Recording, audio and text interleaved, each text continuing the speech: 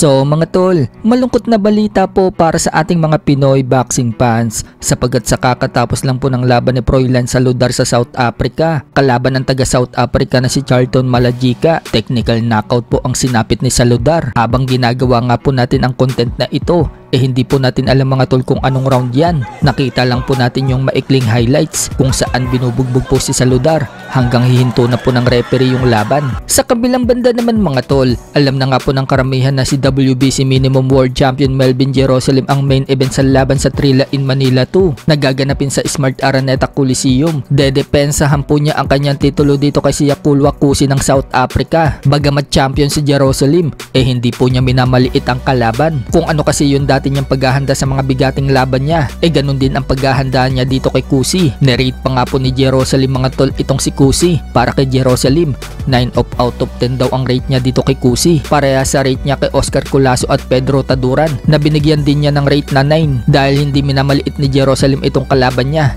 Meron daw siyang secret weapon para dito kay Kusi. Itinuro na daw ng coach niya ang lahat ng pwede niyang gawin sa laban. Hindi rin nababahala si Jerusalem sa sinabi ng kalaban niya. Dadaanin daw kasi sa puntusan si Jerusalem para talunin siya. Sagot ni Jerusalem, handa daw siya kung ano ang ipakita ng kalaban. Sanay naman daw siya mag-adjust sa ring. Samantala, sinabi naman po ni Melvin Jerusalem ang apat niyang boxer of all time. Una, si Manny Pacquiao. Pangalawa si Nonito Donaire Jr. Pangatlo naman si Marlon Tapales at ang pang-apat daw si Janrel Casimero. Binunyag naman po ng manager at promoter ng Sandman Promotion na si JC Manangkil na pagkatapos umano ng laban ni Jerusalem kay Kusi, target daw nila ang unification fight dito kay Oscar Culasso sa early next year. Magsisilbi nga po yung rematch ni Jerusalem at Culasso. Matatandaan na tinalo na po ni Culasso si Jerusalem noong hawak pa ni Jerusalem ang WBO belt sa minimum. So gusto nga po makabawi ni Jerusalem mga tol sa rematch. Pagbubunyag nga din po ni JC Manangkil, maglalaban na daw dapat si Jerusalem at Culasso noong July, kaso hindi daw natuloy. Medyo nagka-problema daw kasi sa visa, pero ngayon okay na daw ang visa ni Jerusalem.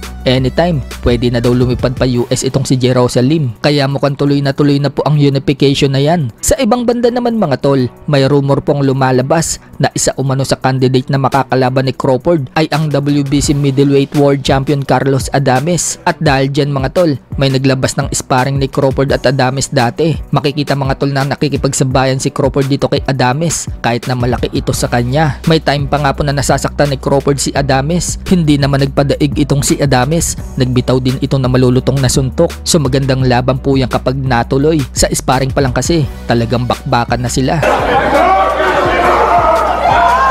Kapag natuloy yan at manalo itong si Crawford, magiging 6th Division World Champion na siya. Tapos lalabanan ni Crawford ang mananalo kay Johnny Vic versus Lara. Instant Undisputed Middleweight World Champion na naman si Crawford kapag nagkataon. Pwede mangyari yan mga tol, lalo pat sinabi ng trainer ni Crawford na may 3 o mahigit pang natitirang laban si Crawford bago magretiro sa boxing.